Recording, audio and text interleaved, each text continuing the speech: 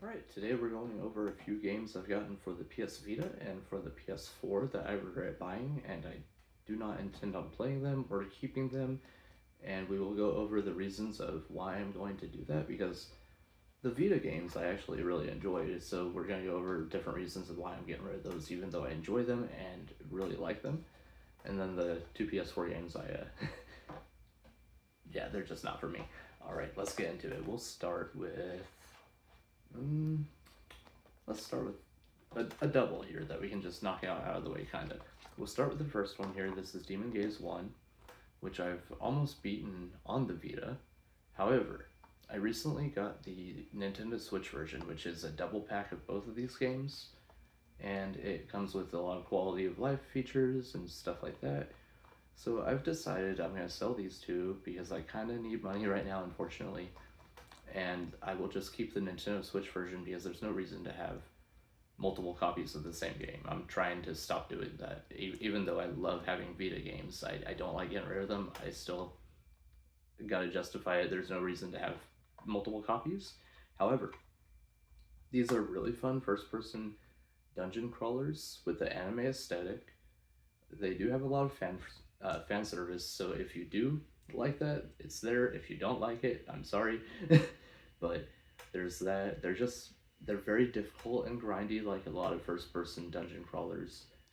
And let's see if there's anything interesting on the back of the cases here. The first one just says, "Welcome to the next generation of dungeon RPGs. Can you control the raging demons?" A plethora of creatable character illustrations to choose from. Evolved dungeon exploration featuring demons. Enjoy the bustling life of a resident of an inn. That's it. Also, what do we have inside? Absolutely nothing. No manual. That's another reason not to keep it. It's not even complete. So, and then for Demon Gaze 2, not complete either. So another reason why I can get rid of these and not feel bad. But does it say anything better on the back? We have Shine the Light of Revolution. A fast-paced dungeon crawling adventure. Explore the mysterious labyrinths throughout Asteria and conquer the demons inside. Powerful demon cross battle system. Recruit demons you've defeated to join your cause and fuse with them to unleash the ultimate power. With revolution comes love. Get to know some of the demons you've recruited, and you may even start a new romance. Alright. And then you'll be seeing some of the gameplay, so nothing too fancy, just regular dungeon crawlers mostly. But yeah, I will be selling these because money is more important than having duplicates. Now, let's go with the next...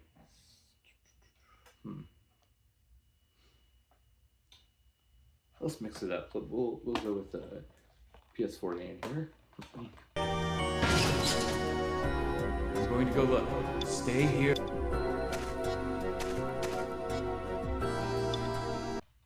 8-Bit Invaders. I got it in a lot of games, so it wasn't really expensive or anything. It just was a fraction of what I paid, but I was keeping it due to how it looked. It looks cute, it's pixely, but I put it in to see the gameplay, and it's just an RTS, which I'm not super into, and I'm trying to keep games that I actually want to play. I don't see myself ever playing through this thing. So, we will be getting rid of it. But it is a cute game. It's not worth anything either, really. It's like probably $5, so yeah. But we'll be getting rid of it. And I will throw on some gameplay since I don't have much to say about this or the next PS4 game because it's kind of similar. But on the back here it says, "Get ready to invade the multiverse, Commander. Build a massive base and conquer the galaxy." And then single player, co-op, and multiplayer RTS action. Yeah, but multiplayer is only online. Hey, that don't count in my opinion. And then everything else is in a different language, so yeah.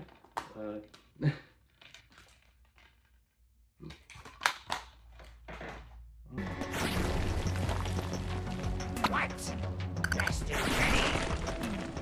Attack! We come. Alright, let's go with the next PS4 game here because it's also kind of very similar and in the same situation. It came in the same lot, which makes sense. This is 8-Bit Hordes.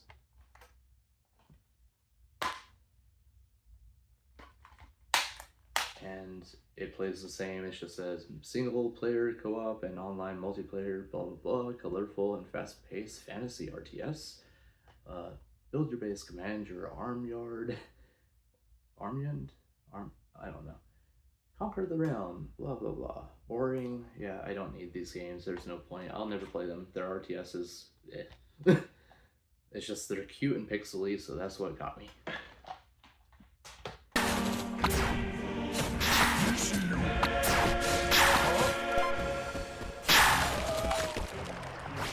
My bones outlive me. Now, next up is Trigger Happy Havoc, Danganronpa, the first game. So, I actually beat this on Vita. I love this game, and it also doesn't have the manual. What the hell? None of my Vita games are complete, apparently. That's unfortunate. Well, a couple of them are, I know for a fact. Like Rainbow Moon is one I'm keeping, and that one's complete. I love that game. But that's aside the fact. This is a great game. I'm only getting rid of it because I got the trilogy on PS4. So now I have Danganronpa 1, 2, and 3. And I also have Ultra Despirituals on PS4, so I just have the whole collection on PS4 now. But yeah, these are great. If you haven't played them, they are horror visual novels with some puzzle and trial mechanics and whatnot.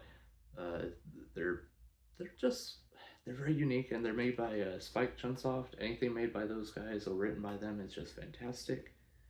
I cannot believe how good this game was. It really surprised me. I loved everything about the story, the characters, everything was well written and well executed. It was just so much fun. The visual style is really nice too. It's very unique. I like that. The voice acting was pretty good. There's so many good things I could say about it. It's such a fun game. And even for non-visual novel fans, if you just like horror stuff in general, it is a lot of fun and very interesting. It's basically like, I don't want to spoil much, but basically you have to, it's a group of students finding themselves in a school where there's a evil teddy bear that is making you have to kind of kill each other one by one. And in the process, you're trying to figure out who did the killing, and there's a lot to it. It's a lot of mysterious stuff going on. It's just so good. And on the back here, all it says is, "All rise. The only escape from this shocking killing game is murder. Uncover the killer at the speed of thought. Bring each death to life. Murder is the only way out, but first the killer has to escape discovery, engage in a life or death battle of wits to unmask the criminal before time runs out.